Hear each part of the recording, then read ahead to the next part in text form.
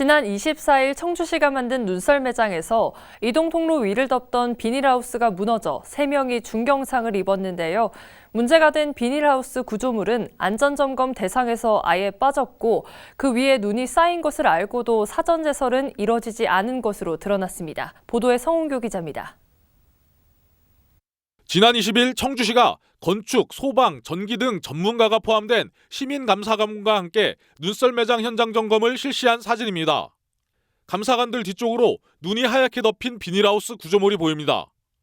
눈썰 매장 슬로프를 만들기 위해 뿌린 눈이 바람에 날려 내려앉은 겁니다.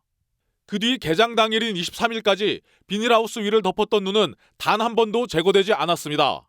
결국 그 이튿날인 24일, 눈과 얼음의 무게를 이기지 못한 비닐하우스가 무너져 3명이 다쳤습니다. 얼었다 녹았다를 반복하며 비닐하우스 하단에 쌓인 얼음과 눈의 두께는 최대 20cm.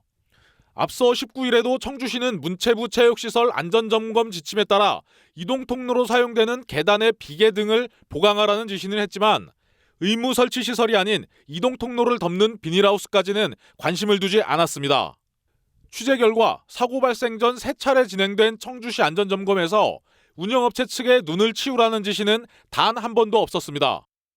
눈이 그렇게 많이 쌓이는 거라고 하는 건 저희들은 일반적으로 생각을 안 했었던 거고 올 때마다 그런 거는 자연적으로 원형 타원형 형태이기 때문에 털어주면은 떨어지면은 그런 구조적인 문제는 없을 거라는 판단에서 청주시는 농업기술센터 눈썰 매장 운영을 잠정 중단하고 이 외의 눈썰 매장 3곳을 점검해 비슷한 구조를 가진 잠사박물관 눈썰 매장 업체에 재발 방지를 위한 눈치우기 작업을 요청했습니다.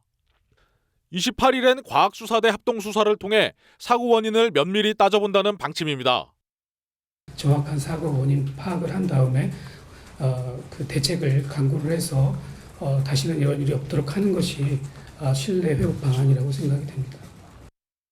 지난 여름 오송 참사에 이어 눈썰 매장 붕괴 사고로 놀란 가슴만 쓸어내리는 청주시민. 소 잃고 외양간이라도 제대로 고치길 바란다는 비판이 커지고 있습니다. HCN 뉴스 성홍규입니다.